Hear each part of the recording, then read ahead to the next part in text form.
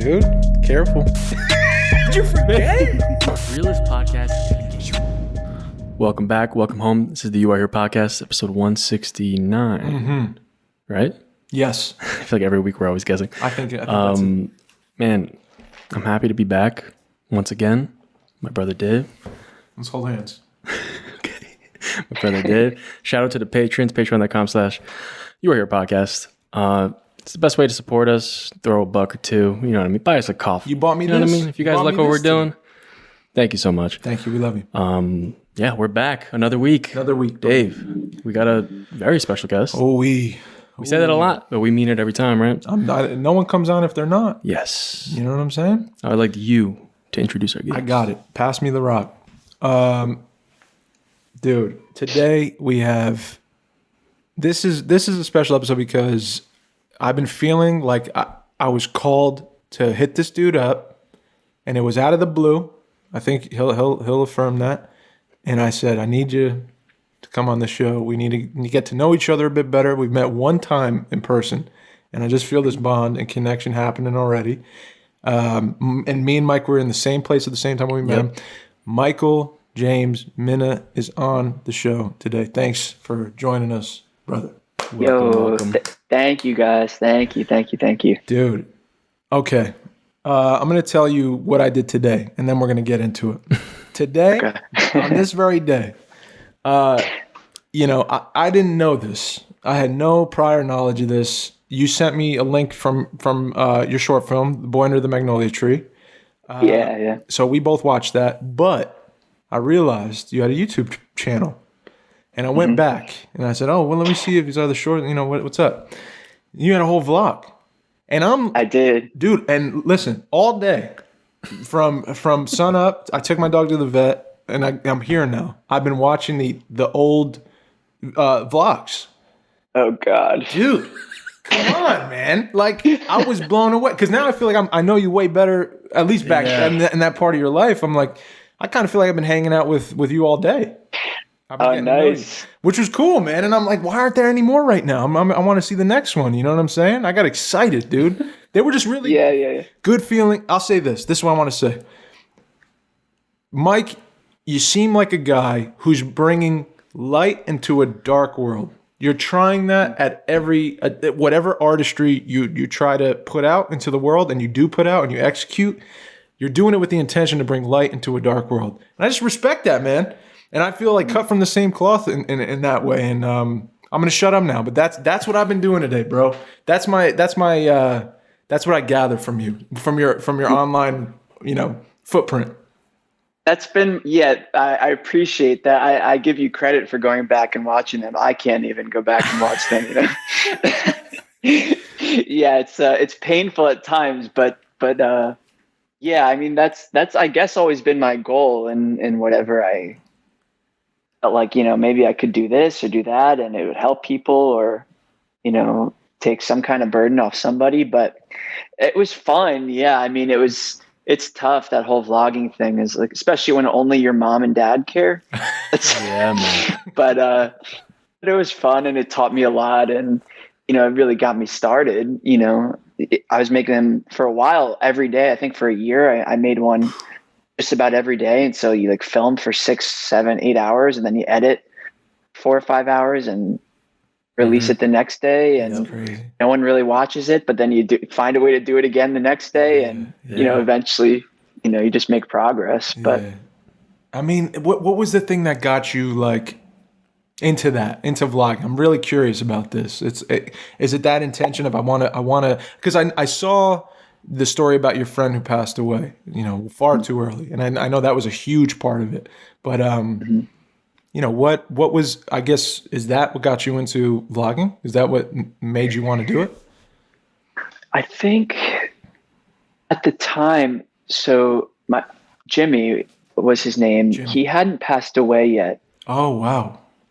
But at the time when I started, I always had this sense in me, maybe everybody says this, I don't know, but I always had this sense in me, I'm here for something special, a special purpose. And I was always I don't understand why everyone's just working 9 to 5s and kind of just like going in like zombies, and it never made any sense to me. And I grew up in a both my parents are from Egypt. Oh, So it's wow. very like, literally my brother's a lawyer, my sister's a doctor. Wow. It's very, you just go by the book. And at the time I was in my senior year of college. I had transferred to a Penn State branch campus at that time because I wasn't a Christian. I was just going through I was just so stupid and doing horrible stuff and super depressed and all that. And I was working at this, job while in my senior year of college. It was like an engineering company and doing finance for them. And I just felt so like purposeless. And I would just come home and watch like this YouTuber at the time. His name was Casey Neistat. Not even sure if he still makes YouTube videos, but I was like, I could do that. Like, I'll do that. And maybe that'll be my way out of this job. Yeah. And yeah, that was it. It was just like, it gave me some type of purpose outside of this like job that felt like it was sucking the soul out of my body. Yeah. Wow, That's kind of how it started. Yeah. It's insane. It's just because Dave sent me that too. And I literally did the same thing as you. Started a vlog. Like when Casey was doing it, I always wanted to ask about like other people that started them too, because the more I did them, the more people like, first it was my brother, my mom and dad watching, and my girlfriend. And I'm like, oh, this is cool. But I was like, you know what? Let me challenge myself to do it every day, Yeah. And I started to realize there was like so many other people doing this too, like trying to do it every day. And I like was making friends with just random people trying to do the same thing as me. And I was like, I wonder what it was, man, about that guy, Casey, because he was all about like the independent, like if you want to do something, just go do it. You know what I mean? And well, whatever happens, happens. You know what I mean? Like it's all possible. Yeah. And I don't know. It's so weird to now be here with you and like hear that story. What inspired you inspired me, and I don't know, man. It's just cool. Yeah, it's really cool to see. Yeah, man. That is very unique. Yeah. Yeah, it's pretty wild. Yeah, I know that he specifically was kind of, I guess, like a trailblazer. Yeah. And that's really like, I feel like that's what our generation wants is like purpose. And I've heard the older generation kind of say it in like a joking way. Like, yeah, this generation, they just like, they want to be like, they want to have a special purpose in their life. Yeah. As if that's like something that we should get rid of. I think those are the people who really make a difference in the world. It might be to 1 million people. It might be to one person, but I definitely think our purpose is way beyond just making money. If we have that desire, that's been my belief. Maybe I'm naive, but if like I have a desire to make a difference in the world, and now the more I walk with God, with the Lord, I feel this calling to be an artist. Why would he not also provide for me to do that? Like he must provide a way for me to do it. If I'm walking with him, like, so I'm like, yeah, why not? Why can't he provide for me if I'm not working a 9 to 5 and, conforming to the way our culture or our world says we should live? That's been my belief. And so far, I think I've been walking with him since, I guess, 2017, 2018. He just continued to provide for me in like ways I can't even pray. And like, can you provide for me this way? He just like creates it out of thin air. It's like, it's wild and it sounds crazy, but it's true. It doesn't sound crazy. It doesn't sound crazy. I totally relate finally to you. And it's a weird thing to do this, to let go of the stronghold I had over my own provisions, my own fears that were, creating these strongholds, these fortifications, that I blocked everything out and I tried to provide for myself. And finally, like over time, I'm in a place where I feel like I can let go a bit and let God in, because he will provide.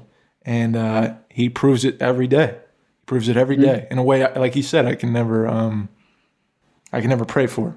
I never would put it that way. Dude, I want to talk to you about this, man. Like, this is really important because when we met, we kind of briefly discussed Christianity, like briefly. and, you know, hot button topic right on a podcast. And, you know, a lot of people would be like, whoa, man, I feel this sometimes where I don't know if you've ever felt this way, but like, just not a cool thing to talk about at a party sometimes, or, you know, sometimes you feel like you're an outsider when you bring up Christ or you bring up God in a conversation. Mm-hmm. And I'm in a place finally where I could say like, yeah, I'm a Christian, man, and I fear God, and I'm proud of that, and I don't care what anyone has to think. I only hope it brings brings you closer, not farther away. But I wanted to ask you that, man. Like you said briefly, and I never forgot it. You were like, man, I have the craziest testimonial. I'm telling you, like, I would love to talk to you about it. And we never had the chance to talk until now. And I was wondering if you wanted to like talk about that. You're coming from the finance world or the engineering world, you know, where you're in a job where you just said like briefly, like, I just felt like there was purposeless. And then I started walking with God, and I had this belief that I could do something special, and that if I walk with him, that there's some way to do this thing, that he'll provide it. And, I just wonder like how that came about, man. Like you said in college you were doing some rough things. We don't have to get into what, but Yeah.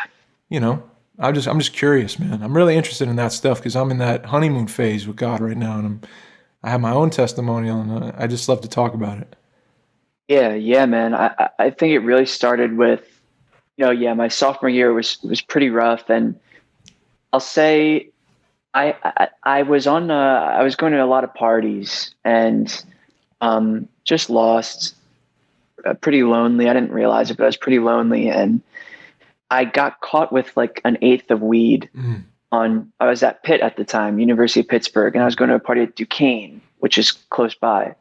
And I got caught with an eighth of weed, and it was 2015, 2014. At that time, it's only 7 years ago. Yeah. But at that time, weed was like such a bigger deal. Mm-hmm. And so I just like hit rock bottom, my parents being very traditional, my mom's on the phone, like, what did we do to deserve this? What you'd expect. And I just got this desire in my heart, like, for God. There was no thought of Jesus or Christianity, or I just had this like crazy hunger for God. Mm-hmm. I grew up in the Catholic Church, but I never really believed it. It kind of way they described God or made him seem was like he was like very angry, and we were taught if you don't go to church on a holy day of obligation, you go to hell if you don't confess first. Like if you accidentally die and you haven't confessed that, you would technically go to hell. And nothing against Catholicism. My personal experience was just like God is very angry, and I just want nothing to do with him. But at that time when I got caught with weed, I was like, okay, things are going really badly, and I feel like if I keep going, it's not going to be good. Mm-hmm. So I didn't cry out for help. I wasn't like, God, can you show me you're real? I just was like, I think I need God. So I got a tattoo of a cross on my chest. That was my way, which is funny, is wow. like, that was my way of, I guess, reaching out to God. Like, I'll just get a tattoo of a cross. Mm-hmm. And so I transferred home. My buddy Jimmy, who passed away, he was still alive at the time. He was 2 years younger than me. So I was back home near where he was, and we're hanging out and all this stuff. And my mom sent me this sermon because she kind of, I think, was going through a rough time. So she started to seek God, and she sent me a sermon of this guy named Rick Warren. Maybe you've heard of him, but his whole thing is about purpose. And like, that's exactly what I needed. And I just started listening to him, and he would talk about how, God has a purpose for your life, and he shaped you. He created you specifically for that purpose. Still at this time, he would talk about Jesus, but there was no desire in my heart for Jesus, none of that. Mm-hmm. And I don't remember the day, but I didn't know God spoke to people. I didn't have any Christian friends. All my friends were slowly falling away. Like one by one, my only friend was like Jimmy and Rick Warren on YouTube. Like I spent most of my time with Rick Warren, as funny as that sounds. Mm-hmm. And I was struggling with something at the time, like a particular sin, and no one taught me, hey, you shouldn't do this anymore. Yeah. I just was doing it. but then I felt like, oh, I shouldn't be doing this, but I had no way of stopping. I just like would try and then I'd fail. And I'm in my closet and it's like somebody just like, I don't know how, I'm sure you know it, but it's not this audible voice. It's like somebody just like hit me in the head with a voice. It's like the word, it's like they're like substance. It's just like they hit me in the head. And he just goes, resist the temptation and I will raise you up. And I was like, I think that was God. I still don't know what that means to this day. What does that mean to raise me up? Like, I don't know. Now I read scripture and God says it all the time. Like, I will raise you up. I have raised you up. And so I was like, oh, okay, I think that was God. Fast forward to like 6 months later, from that day for like 9 months, did not struggle with the sin. It was just like gone. Wow. Just like gone until the day after I got baptized. Then it like hit hard. And now I know it was like spiritual warfare. Yeah. I know, if people aren't believers or aren't familiar with it, it sounds crazy, but I've lived through it and it is real. But anyway, it was like 6 months after that God spoke to me. I was like, oh, that was I think that was Jesus. And I just like got this like love or desire to know Jesus. And he just slowly started to reveal himself to me. And he was nothing like I was taught that he was. God is nothing like I was taught that he was, or that people made me to believe that he was. He was like, he is so kind, and he's like the most humble being I think I've ever like met, like infinitely beyond. And I just like know his voice now. It's wild. And when you're talking about surrender, this is crazy. I think I met you in August. This wasn't even part of my testimony until September. Okay, I know I'm just like rambling, but keep going. I tried painting. Like I like have it right next to me. I painted this like I don't know, a year and a half ago, 2 years ago. And I, for like the past 6 months, it's not up to today, but before I met you, I just had this conviction in my heart. I need to give this certain thing up. And what it was I needed to stop looking at myself in the mirror constantly. Because when I was younger, I lost a lot of weight. I lost like 60 pounds. Wow. And I got into this habit of every morning I'm going to wake up, look at myself in the mirror. Did I gain weight or did I lose weight? Wow. And it was making me miserable because it's never enough. You could like look at yourself in the mirror right now and then 30 seconds from now, and you look completely different in your mind. Yeah. And so I felt this conviction, I need to stop doing this. And one morning, it was in August, as I'm looking at myself in the mirror, again, God speaks to me and he goes, Michael, until you give me what you're holding in your hands, I can't give you something better. And I was like, okay. Still didn't give it up like I wanted to, but I just couldn't. And so finally, like September 28th, I know the exact date because I was journaling it, and I'm in South Carolina with my parents.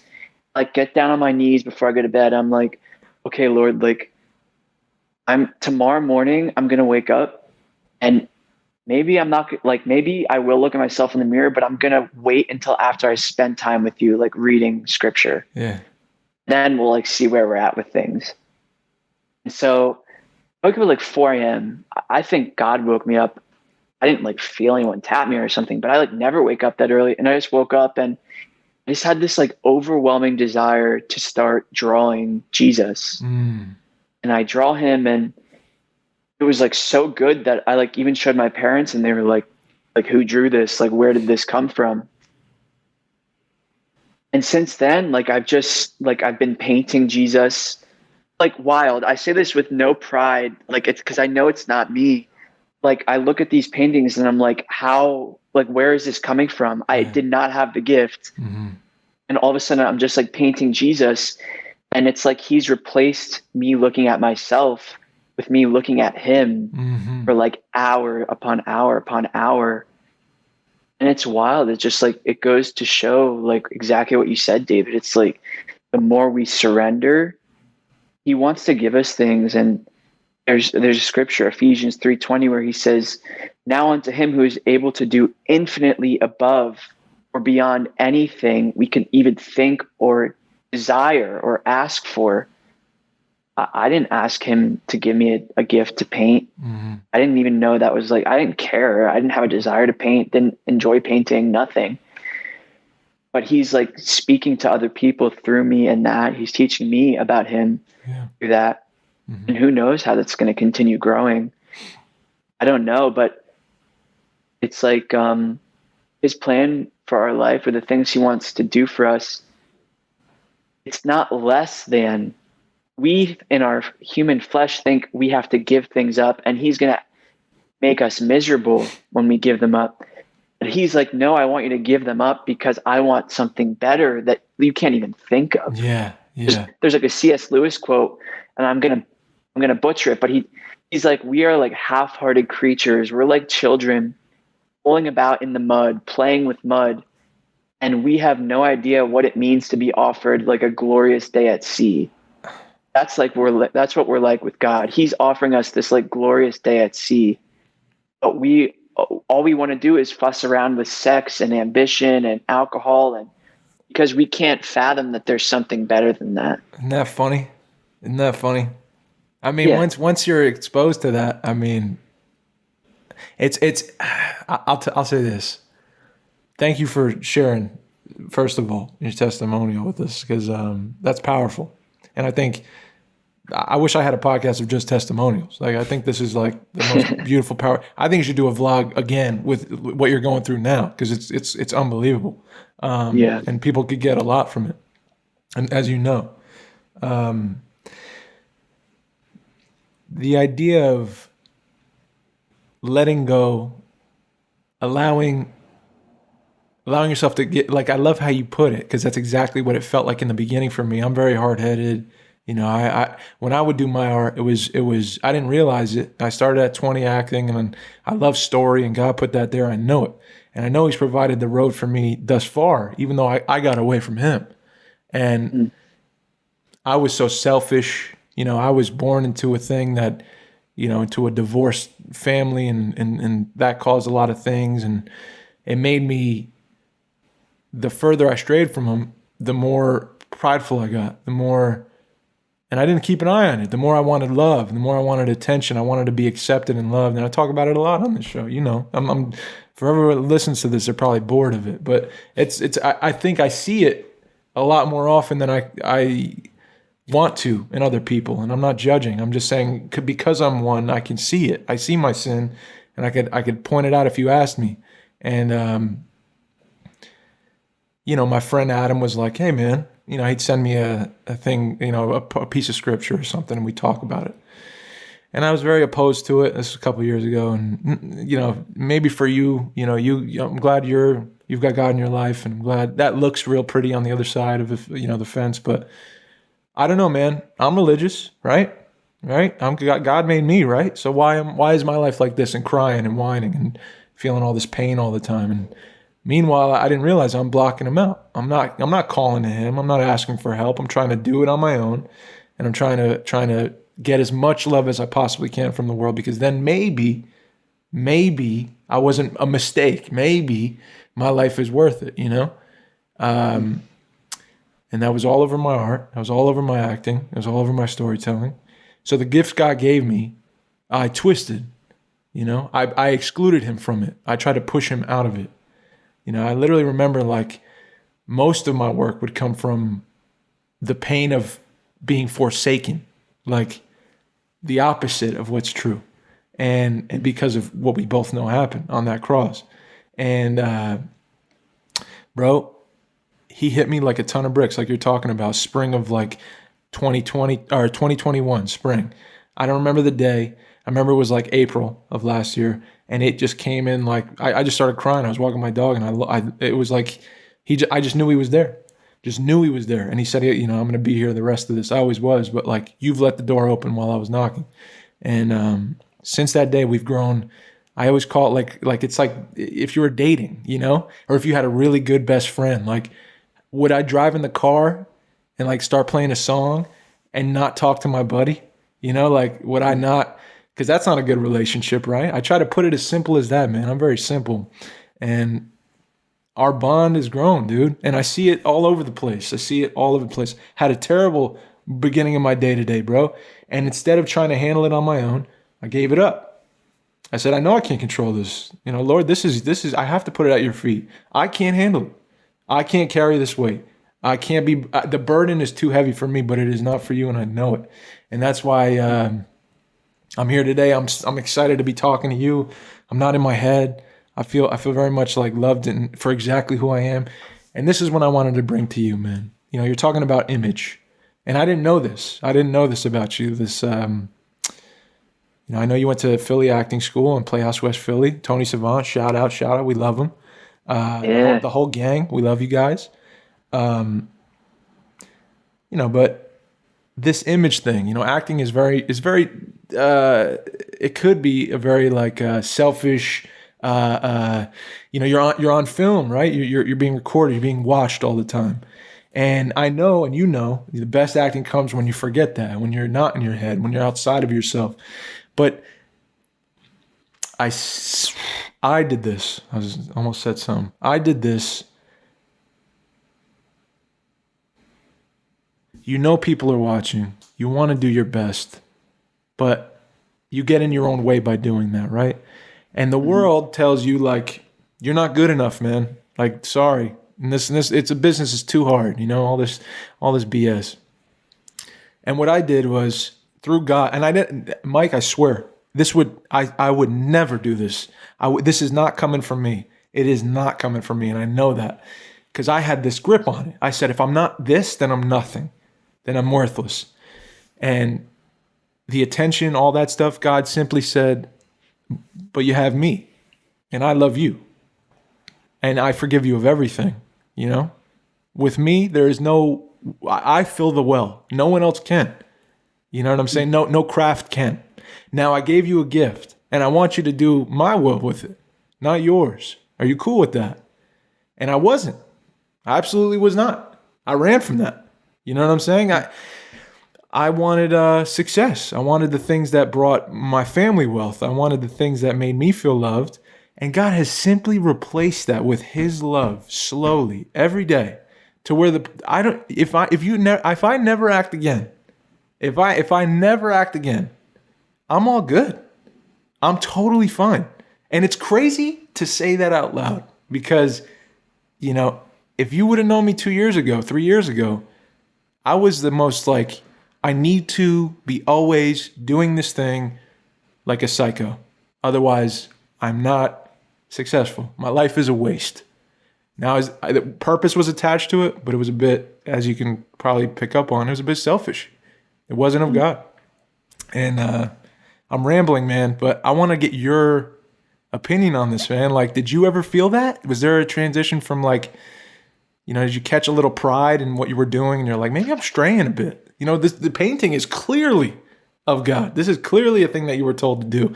And you're doing it in this, you know, graceful and non-selfish way at all. This is His work through you. You're a vessel. I'm just curious, man. Like, because I'm buzzing that I feel free from a burden. You know, I do it because if He wants to provide the path, He does, and if He does not, I don't. And I get weird looks. Some people don't call me no more. I you know, but I'm cool with that. I really am. And it's not a pride thing. That's not me saying like, oh, I don't feel pain. It hurt for sure at first, but like I feel at peace now because I know I got God, and I know He'll be there with me every day, every moment. So, yeah. Sorry. What's your take on that, bro? What's your experience with that, if you have any? Yeah, I think I came to Him. You know, ambition is good and purpose is good, but I think a lot of it was selfish ambition. Like it came out of desperation. Like He's so merciful that I don't think He was like upset or judging me. I think out of love, He let me get to that point where I would come to Him, and He slowly has transformed how He sees things, and He's helped me to see things the way He sees it. but yeah, for a while my prayer was, can you make me into a great artist? Mm-hmm. And one morning, I didn't hear him speak to me, but I felt what he said. He was like, this is him saying it, I am the artist. Yeah. You're a tool in my hand. Yeah. Yeah. And I was like, oh. And it actually took a huge weight off my shoulders, Uh-huh. because now it's not up to me to create and to find out what art should I be making, what stories should I be telling. Without me even realizing it, when I surrender, he's creating through me. And looking back on it, I could see him creating. Yeah. Like I could see his footprint or his handprint in the creating, but it's throughout the surrender. Mm-hmm. Whereas you're totally right. Like the way of the world is, it's all about like me, Mm-hmm. like what I want to do, what I want to bring to the world. And this might not be popular to say, but all of us are like, the Bible says we're all like grass. Like we're here today and we're gone tomorrow. Mm-hmm. I don't think that's to make us have low self-esteem or feel horrible about ourselves. It's true. And it helps us to align ourselves like with him. Mm-hmm. Like our purpose is not to be God. Our Mm-hmm. purpose is not to be worshiped. And you could see it because there's plenty of people in Hollywood who are being worshiped, who are miserable, Uh-huh. who have all the worship they could ever desire, all the money, all the status, and there's still something missing. Like he wants to realign how we see it, because he knows that it will lead to pain, trouble, like ambition unchecked, or money without limit, or sex without limit. All this stuff, it's like damaging to our soul. Mm-hmm. So he doesn't want to take those things away or put limits on us to make us miserable. It's because he's a loving father. Mm-hmm. Like no loving parent, we're fallen people. Parents are fallen here, but no loving parent would just tell their kid, go do whatever you want. And, there's no limit. Mm-hmm. Go do whatever you want. It's like I don't know about you guys, but I've actually I feel like I delight in when my parents, now looking back on it, I delight in when my parents put limits on me, Mm-hmm. because I have the wisdom to see why. Mm-hmm.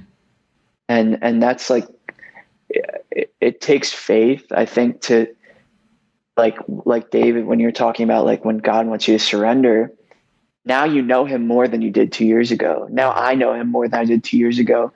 So it's a little bit easier to surrender. Sure.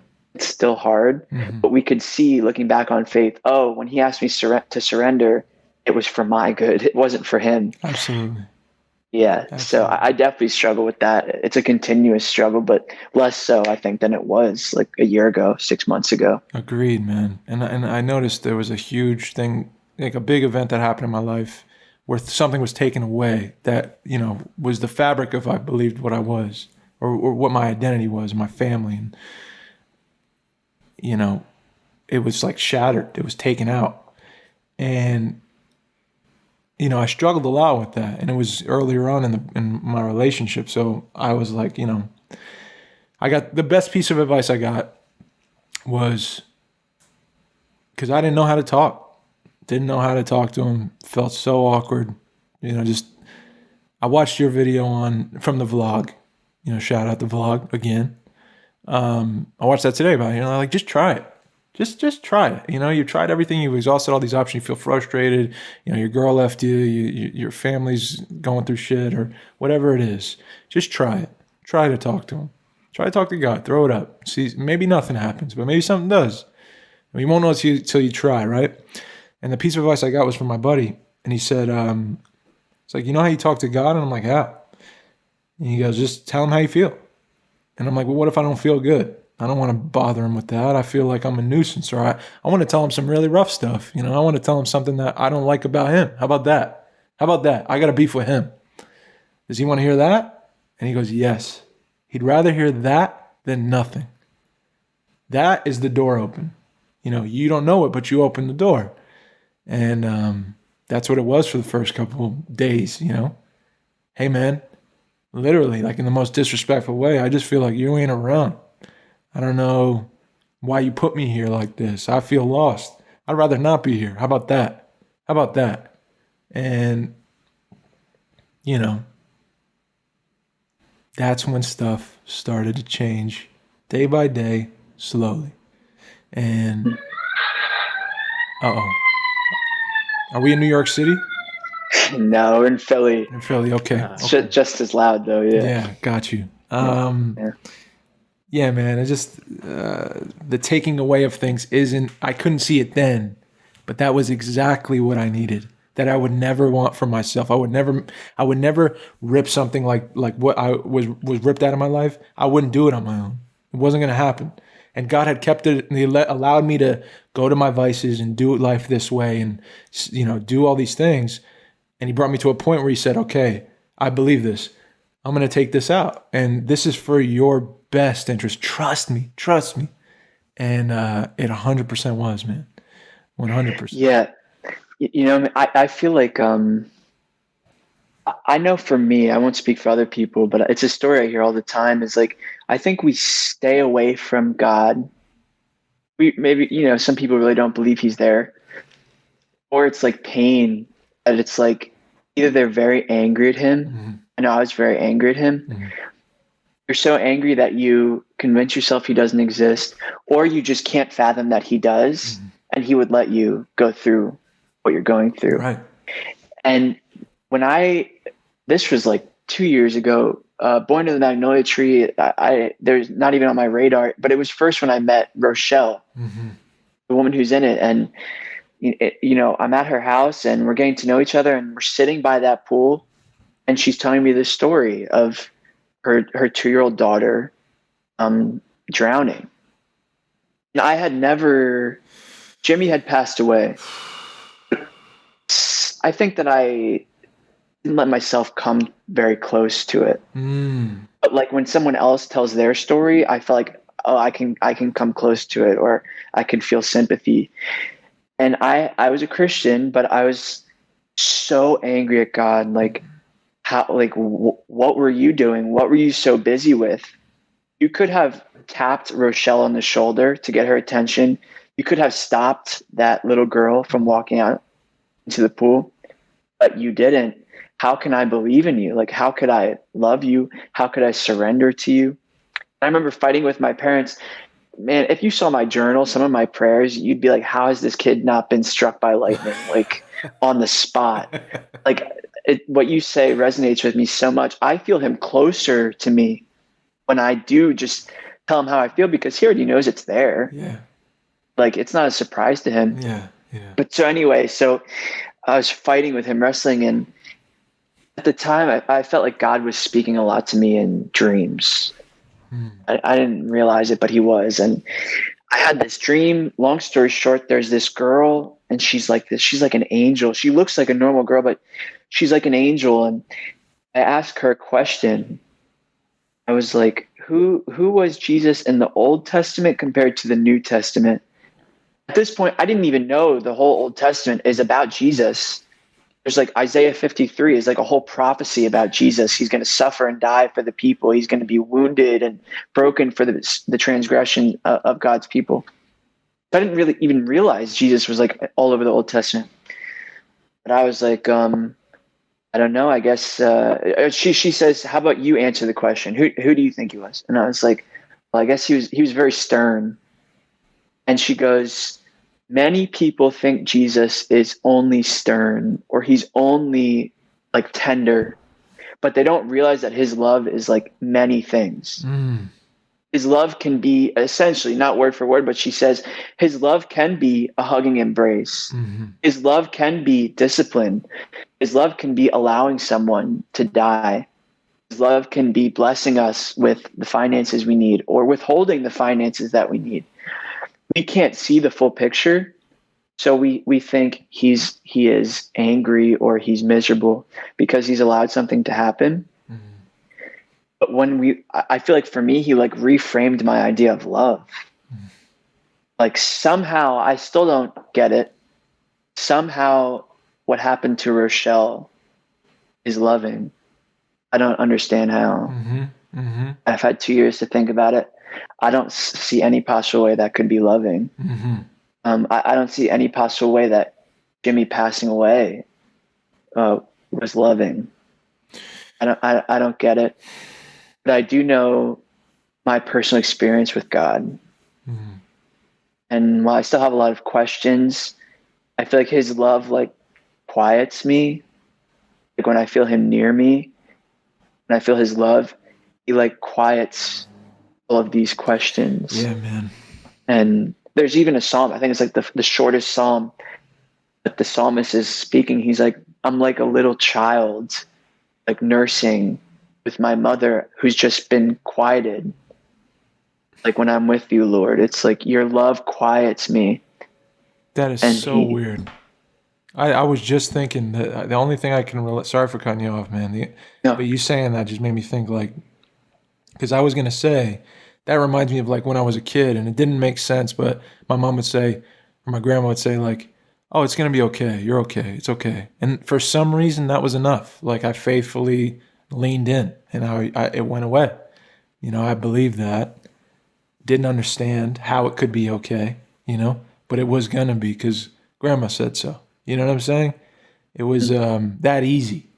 And the older I got, like you're saying, the boy under the Magnolia Tree, which we should talk about. When we made I'll Meet You There, I'm struggling. I've been struggling my whole life on my own, with the idea of dying, with this grief that comes with it, with the fact that like this to me, and it always has been, amidst all the pain and stuff, a really cool place. I love life. I maybe to a detriment. I just love life. I appreciate it, and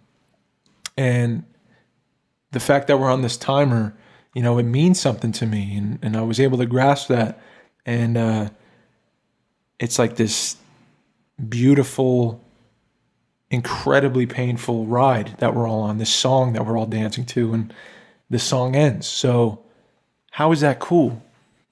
Why do we have to feel all this pain? Why do we have to feel all this grief all the time? Why do we fall in love just for you to take us away from that person or that, those people? Why do it at all? And at the time I didn't have an answer. I wanted to tell a story to maybe ask the question and see what kind of conversation would happen between two honest people, and really put myself in a position with a person I cared about to look at each other and have a real honest, wow, this is never going to happen again, and Mikey's there recording it, and the homie's filming it, our boy Jordan, and Carl's directing it, and this is a real conversation. What is it going to be like when you go? And it's just a painful. I was empty. Not empty. I was very full in my, with meaning, but like, I didn't have an answer, and the only answer was it's over. It's over. We lose each other, right? It's for nothing, right? If you follow it to the end of the road, is it worth it? To me at the time, I found the answer for me was it is worth it. I'm not a very pessimistic guy. I found the optimism in if it does end, if life does end, which it does, and we're only together for this amount of time, it's a blink, but it's a beautiful blink, right? The dance was worth it. The music was beautiful while we were able to dance to it. But it's still hard. Like there's no eternity after that. There's no love continues after that. This thing is too powerful to end. This bond we have, this beauty, it can't just end, man. It just can't. And I always wanted to believe, but I just couldn't find my way into it. And with Boy Under the Magnolia Tree and with Rochelle's story, and you can't determine how much time you have here. You can't. We don't know. But the promise, if you I don't know. I'm grateful. All I could say is I'm grateful. I'm out of words. I'm just grateful. Very grateful. It's wild, man, when you're talking about the timer, because Ed Wasser Exactly passed away, and I went back and I hadn't seen from the festival you guys were interviewed together. And so after he passed, I went back and I watched that, and you're talking about that. Yeah. This timer, and Ed's sitting next to you. This is like 2 weeks before he passes away, and there's this look that comes over his face, and tying in another thing you said, where it's like almost like, you know, I'm going to fall in love with this person and then they're going to die or they're going to pass away. And that struggle, you know, that struggle, what's the alternative? The alternative is to like lock yourself in a coffin Uh-huh. and just harden your heart. And that does no good either. And the morning Ed Wasser died, I had a performance at our school, and I'm like sitting backstage, and I think that God just like put this in my heart. But I had never seen it this way. And I was like, Lord, I thank you that you have allowed me to experience death so that way I can really understand what the beauty of life is. Like if we didn't experience death, we wouldn't even really know how beautiful life is. If we never experienced what it felt like to feel like an orphan, we wouldn't really like appreciate the beauty of it. When you do meet God, when you experience God, and that feeling of like he is with me and he's never leaving me, I guess it would be beautiful, but it's not as beautiful as when you felt like an orphan and hopeless and there was no point to life. It makes it like so like sweet to the point where you can't even put it into words. And I feel like that kind of goes back to like that dream I had. It's like, it's loving. It's loving that he's given us a choice to not choose him. Because if he didn't give us a choice, we'd kind of just be like robots. Totally. Like love can't exist if there's no choice. Yeah, I love everything you said, Dave. And I know it definitely, it grows us. Most of the stuff that we learn, I'll speak for myself, most of the stuff I've learned is through suffering. No one ever cares about the good stuff. It does, like people, I feel like I get closer to people or people get closer to me when I share what I've suffered through. Same. When I just talk about the very little success I've had that's here today and gone tomorrow, people are like, yeah, I don't really care. Yeah. But we think that'll make them like us more or want to be near us but it's all through suffering. It like refines us. Yeah, I'm getting better with my judgment, man. I've especially with Ed. Speaking of Ed, like we that was the first time we really got to sit down with Ed and get to know him a bit. Was that little interview, and the talk back, and I had always had this idea, I'd known of him, I had heard stories, I had allowed myself to formulate an opinion, and I guarded myself, and I put this wall down, and I was like, you stay here, you stay there, I'll stay here. And the first thing he said to me was, hey, Dave. And he just said my name. And I was like, immediately, right away, oh, you're not who I thought you were. This is already, I made a mistake. I already lost time because I separated myself from you. Where I felt the pull, I ignored it. Where I felt the whisper, I didn't listen. And his life is so much bigger than a lesson for me. But what I learned from that was he's a child of God just like I am, just like you are. And we all have our things, right? We all have our insecurities. I have a million. And I shouldn't have judged him. The more I got to know him that day, the more I was like, I can't wait to talk to this guy again. Just like with you. It's the same feeling. Where my insecurities were flared up and I was very afraid to like open up because I didn't want to get hurt. I didn't trust. I didn't have faith. I was like, dude, I was blown away by him. I was blown away. And I was very sad when I found out the news because I know I missed out on something cool. I missed out on a real cool experience in life that I don't get. You don't get it again. So that was my experience with Ed Wasser, man. That was my experience. He was a great guy, man. I worked with him, and he was nothing like I expected either. Like he made you feel special. I know that's like so cliche to say. No, he did. He really did, and he never made me feel like I was less than him or he had something to teach me, or he just like made you feel seen.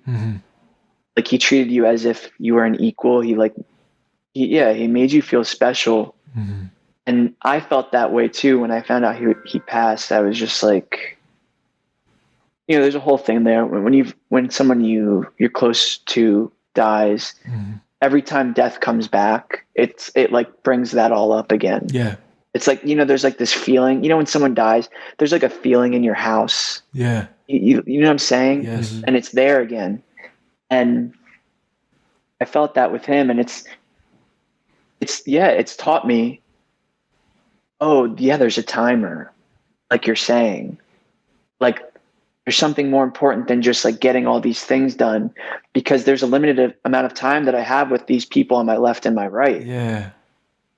Like, it's not just about how can they help me get to where I want. Oh, Actually, it's really not that about that at all, because if God already has a plan for my life, I don't have to use anybody. I don't have to manipulate anybody. Right. He's going to do it whether somebody helps me or doesn't help me. Now I'm free to just like love them and enjoy them. And I was like, oh, I wish I did that more with Ed. I wish I had more time. Me too. And another thing, and I'm going to shut up so you can ask a question, but like dude, I'm a fan. You know what I'm saying? I'm trying to get to know my boy. I feel like we're catching up on lost time. Yeah, so I'm rambling, and I'm sorry for those who are listening right now. I know I'm rambling, but and I'm not sorry at the same time. Don't be sorry. No, I'm not sorry. Yeah. I've learned that like with Ed and with other people, I find I go into this mode of I'm big on respect, man. I don't know. It was drilled into my head that like I'll always approach somebody, and I try to, with a ton of respect and a ton of openness and a ton of like, this is who I am. I extend my hand. It's very nice to meet you. Who are you? And for some reason, I had this program in my mind that was like, if they're off in any kind of way, I have to correct it.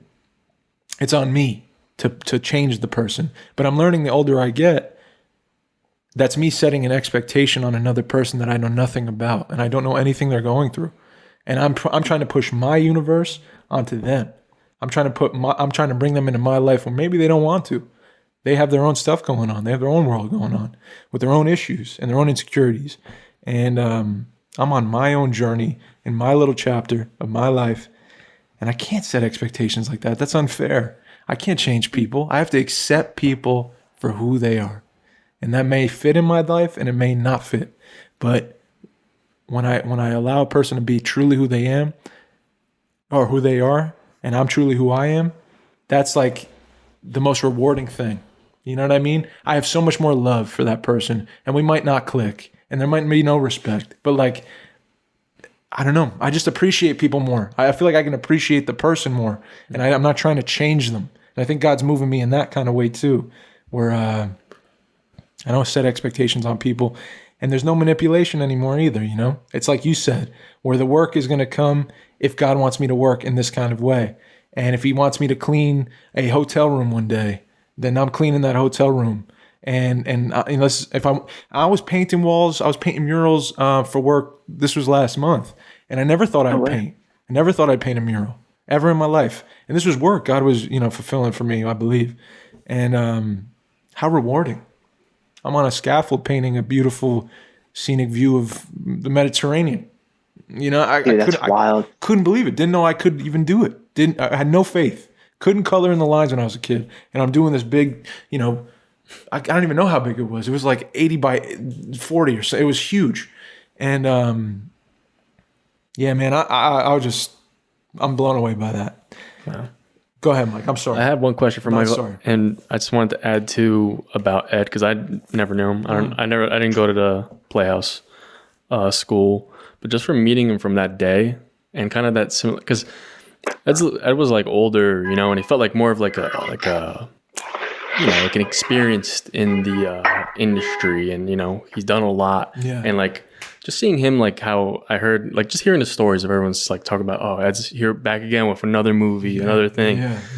And from meeting him, like normally I think of people like him, like me assuming, is it's usually people that are like, they have a certain, they're like, oh, you know what I mean? They feel like they're entitled to, the respect and all this stuff. And I don't know, I just felt like maybe he's going to be like that, and I hope he's not, but he was just so open and kind. And I feel like we need more people like him in the world, It's just sad.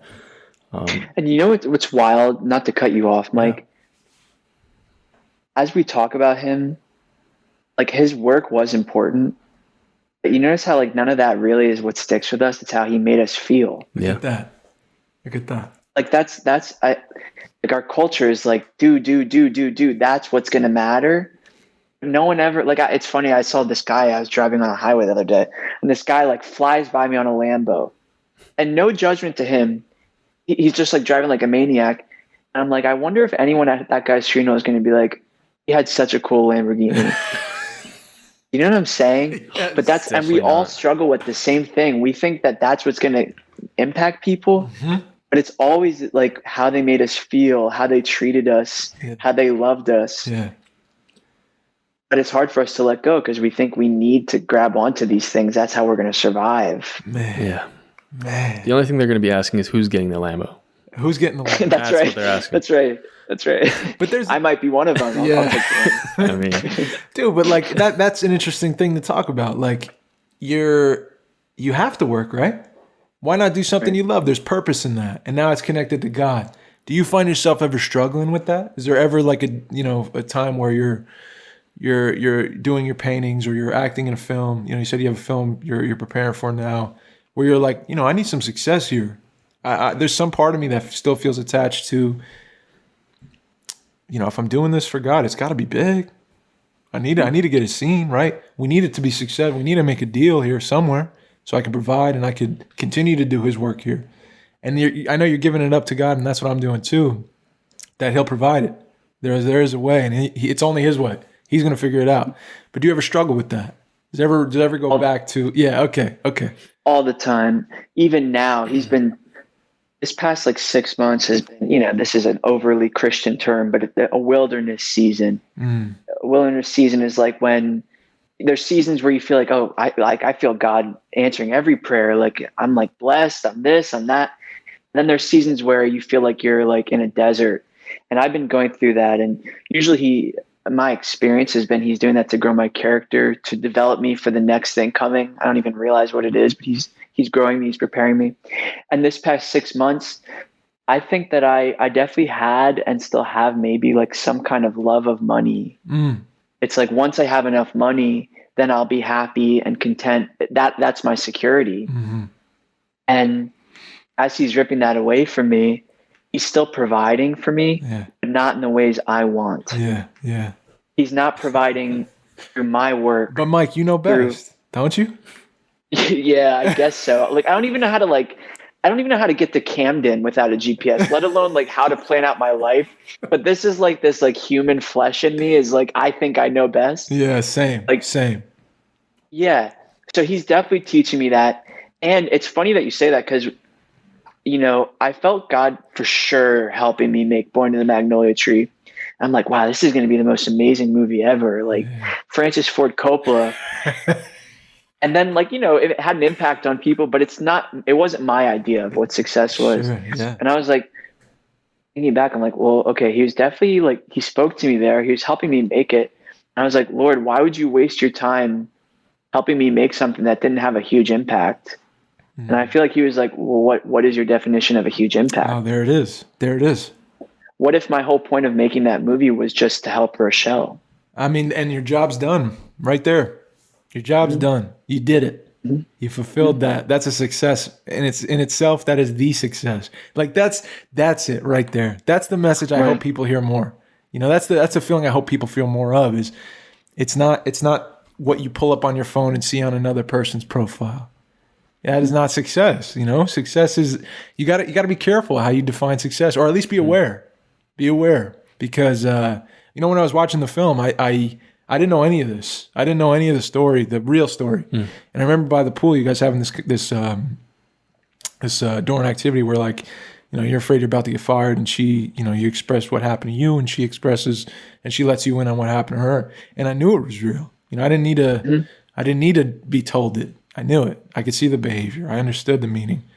It poured out of her. She needed to say that. That needed to be expressed. And by the end of the film, the painting behind you, when she's looking on it, I know what that meant. I could see it. I could see what it meant to her to, oh man, it busted me up. I don't want to give it away. But like, the last couple shots there, I never seen nothing like that. And yeah, I was blown away, man. Totally moved by that. A mother's love is unlike anything else, right? They say, Mhm. what do they say about children and their mothers? It's, oh, what is it? It's your, oh, I forget. I hope I can remember this. It was something like your mother, a child is a mother's first love, and a mother. No. Oh, I can't get it. I'm gonna get back to you on it. But it's exact. It made me think of it exactly about basically like that's the last love a mother has is their child. Like that's the last person Yeah. they'll love, and in their life. And dude, when I was watching the vlogs, you know, you and your mother seem to have such a cool bond, man. Such a cool relationship for real. And I looked at it, and I have a cool bond with my mom, and like I was just curious about your parents, and like there just seems to be such a cool family unit. You know, there seems to be so much love between you guys. I don't know if you want to speak on it, but on the outside Yeah, looking in, yeah. man, I was like, there's a family there. There's a real strong family there. You know. Yeah, like any family, there's, it's not perfect, Yeah. but I feel like God has really blessed me with most amazing parents. Mm-hmm. Like,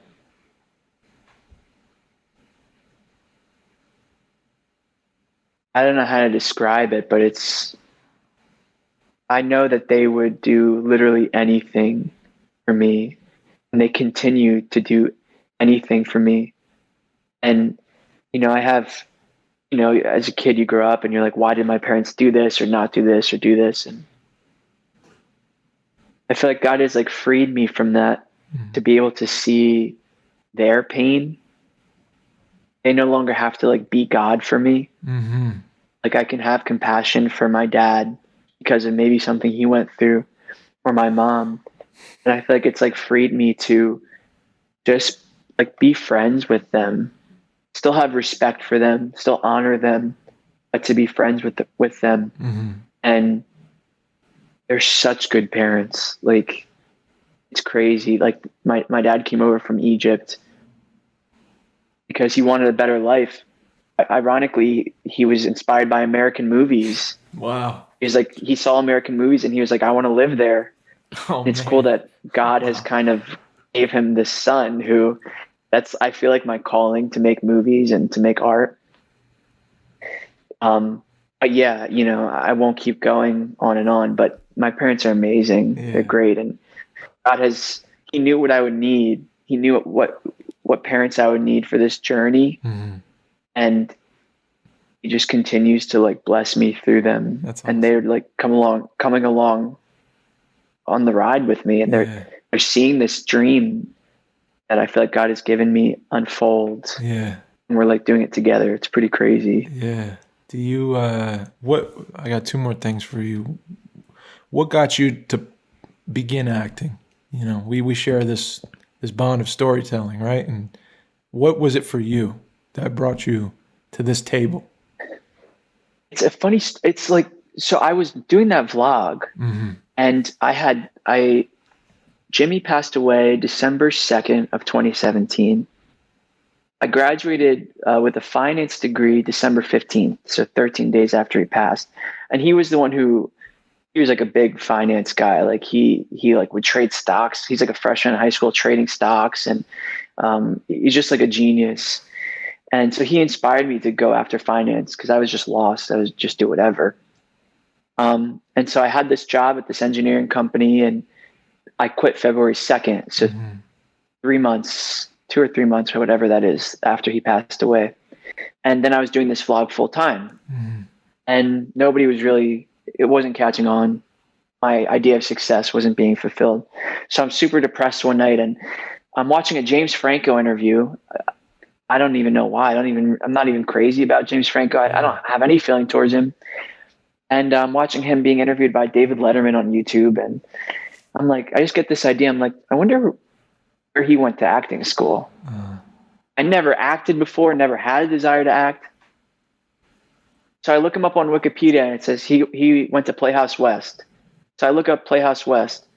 There's one in LA and there's one in Philly. So I go to their website And it's like, yeah, we have, you can audit a class Tuesday, Thursday. This was a Wednesday night that I was looking at this thing. Uh-huh. And I was like, I'm just going to go tomorrow. Yeah. Like, why not? I guess I'm just going to act. And so I remember like walking up the stairs, and I just like had this feeling inside of me. I was like, I think I'm like beginning the rest of my life. Like, this is like, I'm walking into the rest of my life, like the beginning of this journey. God gave me this like verse at the time from Isaiah, and it's, I am he says, forget the former things. Don't dwell on the past, because I'm doing something new.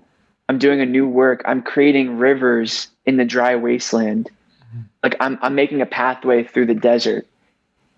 And he's just faithfully, like, I've seen that unfold in my life. And that's what that feeling was like. I'm like beginning this journey of him making a way through the desert. Yeah. And it's just been wild. Yeah, it's been crazy. That's how it started, though. Wow. Okay. And are you currently are you going to classes still? Or you're going to classes right now? Yeah. I'm still training there. I was gonna move to New York this past year, but the doors just didn't open. Yeah. And I was like, all right, like, I'll trust you, or like, I'll stay here until you move me. Yeah. His timing, right? That's it. Yeah, that's right. And what is it about that school and what you've learned there, like that? I don't know. What are some things that you've taken from Tony's teaching and your classmates and stuff? Like, what have you learned from being there about acting, specifically storytelling? Well, I've learned, I think, I've learned a lot about myself, mainly. And like I've learned a lot about myself. Like, there's so much about myself I didn't even know. But more specifically, like, what I've learned about others is exactly what you were saying, is like, you can't really like judge other people based off of what you see in a moment in time. Yeah. Because if someone judged me based off of seeing me at the worst moment in my life, Be like, I don't want to be near that kid at all. Yeah. Yeah. And that's like, it's taught me so much empathy, compassion. Tony has this unique style. He's definitely gifted by God to teach acting. Like, there's no doubt about it. Absolutely. But it's like mixed with like, he's not this like cushy, like acting teacher, this cliche. I remember one time I was like, just messing up as usual. And I was like, I just get so nervous. I don't know how to overcome it. And he just goes, rise above it. He was just like, rise above it. And like, he just, like, I guess courage is like not the absent fear. It's like, it's moving through the fear while you're afraid, like moving forward. In the Bible, God tells people, do not be afraid. He's not telling them, don't be afraid. In the actual like original language, it's saying, do not run away. He's saying, do not run away. When he tells Joshua, when they're going into the wilderness, he says, do not be afraid, for I'm with you. He's not saying, Joshua, stop being afraid. He's saying, just don't run away. Like, because I'm with you, don't run away. And so I've learned a lot about that through Tony. God has taught me a lot through Tony. The biggest thing that stands out, is like empathy. Yeah. And compassion for others. Yeah, man. Yeah. Yeah. I school for me was like what I thought. I couldn't believe I was a part of a thing like that, where I was able to learn a craft from the people I was learning it from in a way that totally connected to who I am as a human being. Because I've been to so many schools, acting schools, and I just couldn't find one that I felt like I had tools. I felt like they meant something to me. I could use them. I could pull them out, and there was nothing easy about it. It didn't come like second nature. Parts of it did, but not all of it. And it's just such a huge part of my life. So, I was thinking about it and what you've went through with Tony. Like, I don't know what Tony's like, in that place, but I totally can see what you're saying of him, like, very bluntly saying, rise above it. And you take that meaning and you put it into your craft and you grow from it. There's no way around it. You face that fear and you grow through it. And, man, acting means a lot to me. And I was just wondering, like, what does it mean for you? What are some, I don't know, what is the value in acting for you, man? Like, where do you find value there? What is unique about it? What lights you up about it? Well, we have like this unique gifting. I'll say in a roundabout way. My dad is I love my dad, and he's probably gonna listen to this, and Hey, Dad. he's so, yo, what's up, Dad? He's like the most sensitive, emotional guy Wow. like I've ever met. But part of him, I think, like keeps it down because he's so sensitive. He like has to keep it down. Yeah. And the only times I ever really see him cry or ever see him moved by stuff is when he watches movies. And I was like, oh, there's real power in that. Yeah. Like some actor told a story that was able to move my dad in a way that I never see him moved. And like he starts thinking about it and talking about it and mulling over the message and the story. And it really taught me like we have like an ability to impact a generation of people. I could tell a story in Rochelle's house in private that impacts people, and maybe something that they saw or that I said or that she said sticks with them for like the rest of their life. And I'll never know it. I'll never know how. But it's I think one of the most powerful weapons like in this earth. I have the ability to influence people for bad or for good. Like it's a very powerful gift. Like we can change a culture. Yeah.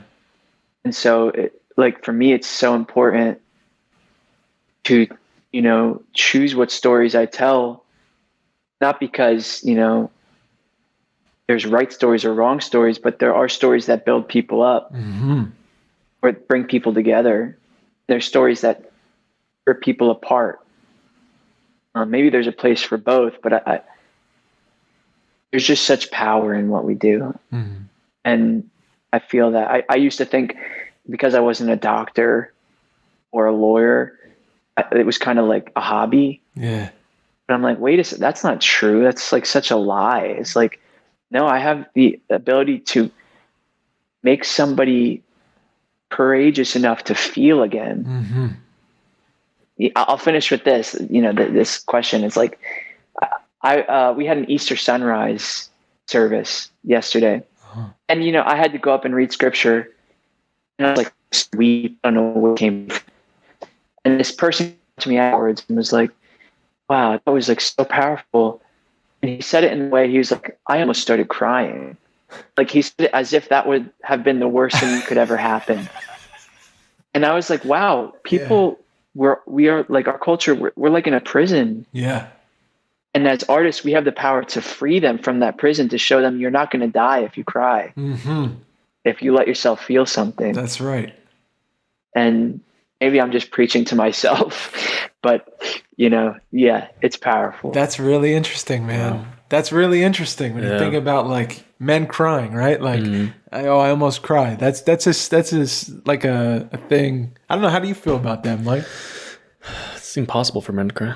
It's impossible. We're taught not to do that, right? Yeah. We're taught not to do it. That's it.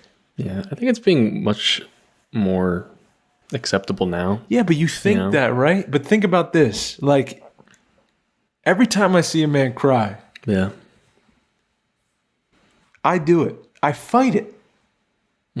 It's coming out, and I know it. And there's some part of me that still, I know it's okay to cry. I feel best when I'm letting it out fully, and I'm not. But I can't. There's a part of me that fights against the cry. Why do men do that? Why do you think we do that? Even in the best acting performances, let's say in film, you see a guy cry and he's like pushing. Let's say he's pushing, he's showing you his tears, and there's a part of that person like either they're lost and it's coming and they don't even know it. But if a man is ever aware that he's crying, and I'm making a huge generalization, obviously, it's great if men cry. I hope more men cry. We should cry. We do cry, but there's a party like you that fights. Me personally, I fight it, and I wish I knew. I believe that it's uncontrollable. It's like an instinct. Yeah. That it's something you can't. Because God forbid I show you. Yeah, because you can try as hard as you can, but you can't fight it back. You know what I mean? No, you can't completely push it down. No, a part of it's I think coming that's out. the frustration, you know? So it's like a struggle. It's like an inner struggle all the time. Yeah, man. Even I'll say, I mean, oh, sorry. No, go ahead, Mike. Go ahead. For myself, I'm sure it's deeper, but I think that it's like a part of my masculinity is tied to being strong Yeah. and not being sensitive or, you know, that's something I think I always struggle with. Before I became a Christian, met the Lord, I thought because I was so sensitive, something was wrong with me. Yeah. Like I wasn't like a normal guy. Yeah. Now I realize that most women love guys who cry. They love sensitivity. But there's something about it is like we're supposed to be strong and crying. Man. But it's like the complete opposite. As usual, it's like the truth is always the complete opposite of what we believe. Yes, or totally. what's told to us. It's like you said too, is like how many times have you seen your father cry, you know? Oh, yeah. I think that's huge too. Yeah. My father didn't really cry that much in front of me. Same. Maybe I can count on my hand. You know? Yeah. But I think that's the truth for all, you know, Yeah. men. Yeah, my father would tell me, boys. he would yell at me, stop, you know, don't cry, don't cry. There's no crying, you know, don't cry. Yeah. And I remember when my dad would start crying, he'd get up and leave the room. There you go. There you go. And I'd be like, "Oh, I should avoid that at all costs." Yeah, that's like, that's. I guess this is a horrible thing. Yeah, that's ugly. That's weak. Don't do that. Yeah, yeah. But like, dude, in our this was the freeing thing for me. I think when I found it, I had all this baggage, and I said, "Oh, I'm allowed to kind of let this out here. I'm allowed to express myself with another person's words." It was like a weird. I didn't know why I took to it so fast, but I think it was partially I got to be myself with the guys with some kind of words that weren't mine, but a meaning that was attached. And through repetition, I remember the first time first few weeks of doing that, months of doing that, you know, the stuff that you could find in people and that like they unlock you. You know, you get out of your head, you put your attention on another person, and you're like. You could fall in love with something about that person. They can unlock a piece of you didn't know was there, and you're seeing what it's like. I can't even express what that's like, but it's just an unlocking. Like allow the wall to come down, allow the door to open, and then I realized the value is the vulnerability. You know, the meaning that you put into a thing that you do. How meaningful can you make a thing, and then how open and honest can you be about expressing it? And there's more stuff with character and things like that, but it's still always that source. It's you. It's not somebody else. You know, every time I've ever acted, that's me. That's me. I can't be, you know, Abraham Lincoln. I'm gonna be Dave with a beard, you know? And I just thought that was so so amazing, man. Like it was the first step in me. Like you said, I learned a lot about myself. Yeah. That's what acting was for me. And some of the stuff I loved and some of the stuff I hated. And it's just cool. I don't know. To be where I'm at now, dude, you know, with choice, I choose what I want to do as well. I used to say yes to everything. And I think that's so cool that you're very conscious of what you choose to do. And where, you know, there's no judgment being passed. I wasn't that before. I just wanted opportunity. I just wanted to put something on paper, put something on film and get better. And I thought that's what my personal selfish strategy was going to be for my success. And I'm just learning that like there's so much power in choice, man. I don't have to act to prove anything to anybody. You know, if no one likes what I do, it's all good. But if God calls me to do a thing and I feel right doing that, His work, a vessel, I'm doing that. And it's been the longest like quote unquote dry spell in my life, but also like I've never felt better. And yeah, dude, it's just so cool. It's cool to be talking to you about this, man, because I don't know many people that do that. You know, yeah, man. You know, I feel like, especially now, like with social media, like we see constant activity. Yeah. Like people are constantly working and posting and showing like the stuff they're doing, and that's cool. Like I think there's value in that. For sure. But one thing I think that God has been teaching me is activity is not progress. Oh, there it is. That's the clip. That's the clip right there. That's the one. Like, that's the one. Our culture tells us if you keep working, if you just keep going, you're making progress. But that's not true. And you could see that, the analogy with plants. Sometimes plants need to be cut back. They need to be pruned, Like, right? Your boy just they started need to be gardening. pruned. They need to go through a winter season. Because like if they're not pruned or they don't go through that winter season, their growth actually becomes stagnant. It's when they're pruned, when they let the ground rest. Yeah. That's the scriptural, term for it. When you let the ground rest, or when you choose to take a Sabbath every week, or when you choose to fast, it makes no sense in our human flesh or in our human thinking, but actually we will grow more. Yes. Like, I think the actual like pruning is it allows the energy from the plant or whatever to go in like more directly into the places that matter. If that makes sense. I'm not a botanist, and maybe I shouldn't have gone down this rabbit hole. This is so funny. I just started gardening, Mike's a gardener now. and that's exactly what it is. That's what it is, right? Yeah. The perfect correlation right there. Man. Wow. Yeah, look at that. Look at that. Well, that was awesome. Yeah. Yeah. I had a last question. This was just, I got one more too. So two last questions. and it was kind of answered already, which like a lot of the questions. I promise that's true, but because I feel like I haven't said anything. But I told you I was talking the whole time. I know. What if I shut up for like 10 minutes you know what? and then you just go? That's why it's here, man. I'll shut up for 10 minutes. No, and man. you go. I like it. Trust me. Damn. I wanted to ask about with a boy under Magnolia Tree. How did that help you anyway with death and grief? What did the film do for that? Yeah. A couple of things. I realized that it was like this like revelation. I was like in Christian counseling at the time and talking about this project, and I guess somehow I always believed that like God conquers in spite of suffering, which is like the complete opposite of the whole message of Jesus dying on the cross. It's like he conquers through suffering.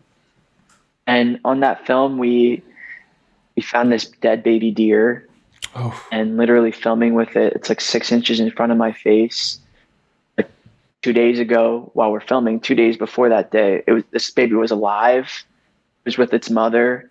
It was like the cutest thing, most beautiful thing. And now it's like literally rotting in front of my face.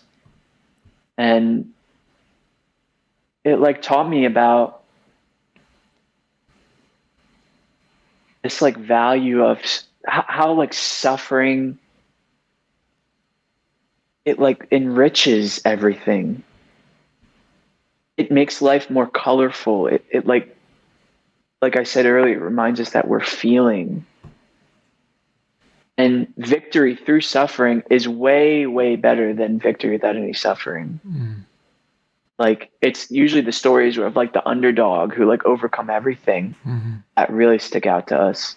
And so, I learned a lot about myself. Seeing myself on screen, that was the first time I felt compassion for myself. Wow. I was like, wow, I feel bad for that kid. He like lost his brother. I never felt that about myself losing Jimmy. He really was a brother. Me, I spent more time with him than I've spent with my brother, my real brother, by far, way by far. So yeah, it taught me a lot about like the value of suffering and grief, and I don't need to avoid suffering at all costs because it's actually like a blessing. And just having compassion on myself. Yeah. I love that. I mean, we're all going to suffer, right? That's kind of part of it. That is part of it. And I agree, man. Like, we're going to feel pain. We're going to go through a really tough, time in the wilderness, as he said. I like that. But how do you know what love is if you don't know what loss is? How do you know? Exactly. Yeah. Exactly. So it's important to, it's cool that you can see that on the other side of the project, It's cool that that's what you learn from working, and the message you were sent. That's awesome. Yeah, and I can relate. I can definitely relate. The dance is worth it, and it does enrich life. I wanted to ask you, this will be the last question I ask you. Let's say man, I don't even know how to word this. You know, if you were to never be able to, if God just put a stop sign on acting and storytelling and painting and all of it, you know, are you successful?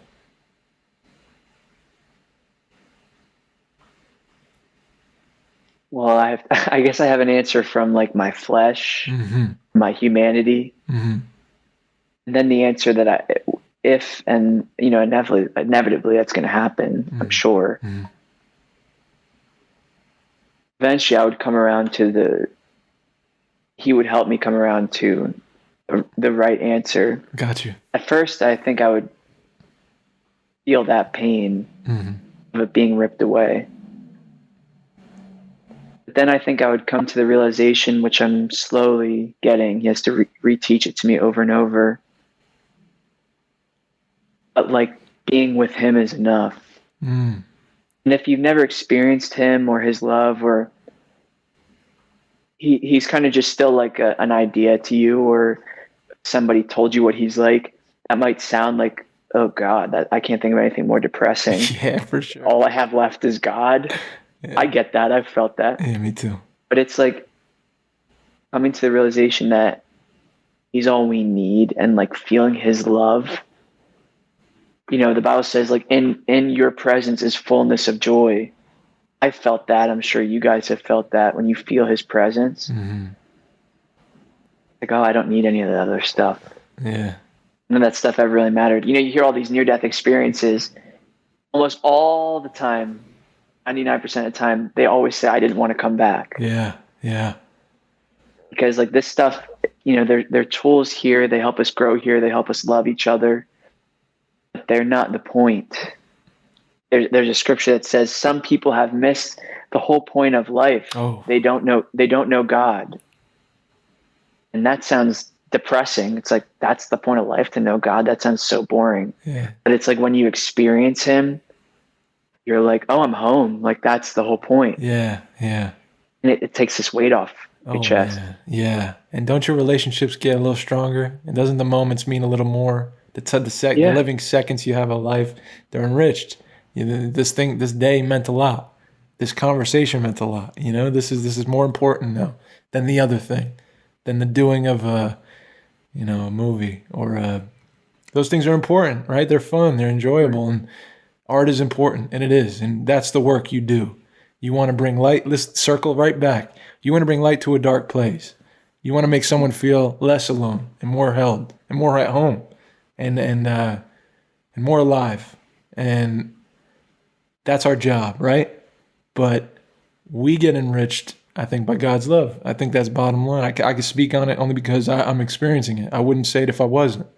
And yeah, man, just a beautiful piece of advice. I was going to say, what piece of advice would you give people who are listening right now? I think you did.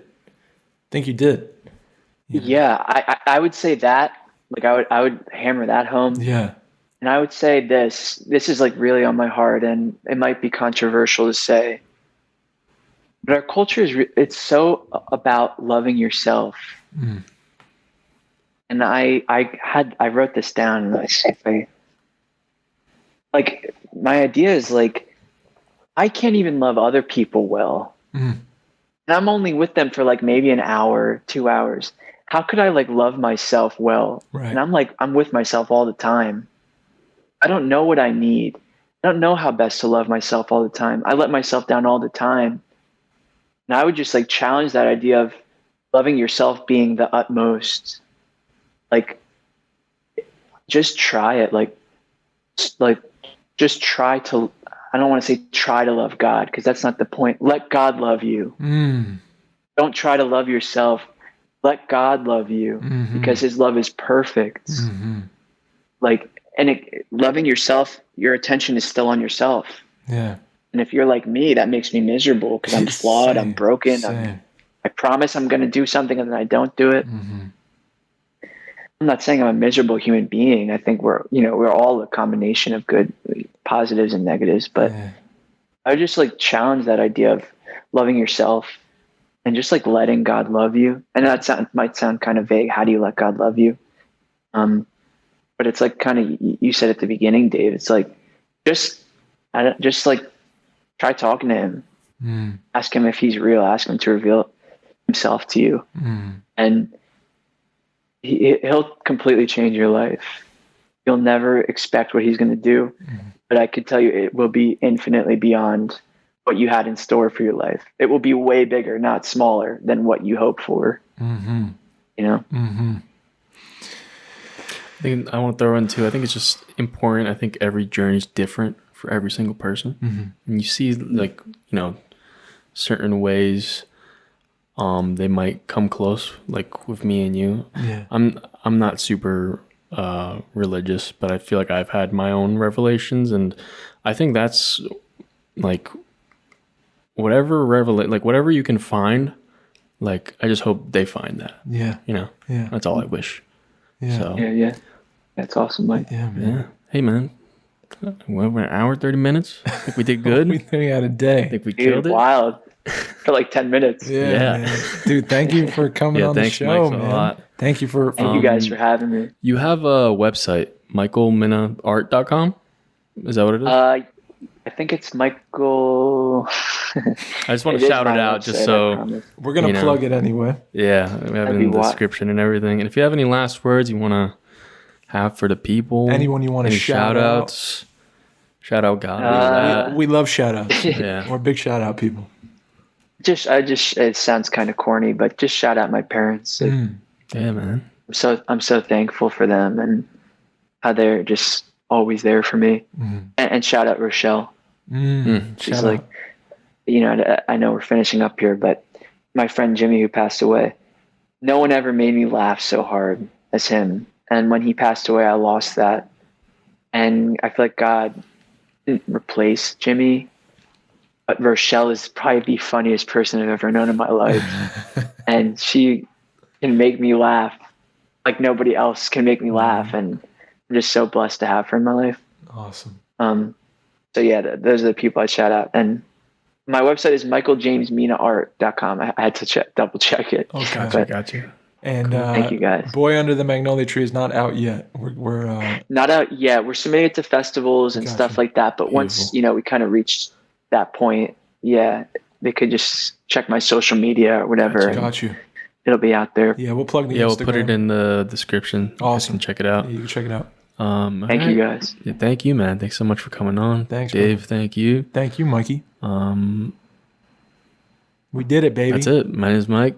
Shout out to the patrons once again. Shout out to the Thank you patrons. guys. They're on the screen right now. Yes, Thanks sir. for sticking around with us. Yes, so reach out if you need us. We're here. Yeah, man. We're always here. Yeah. My name is Mike, and I'm signing out. My name's Dave. I love y'all. Please be kind to one another.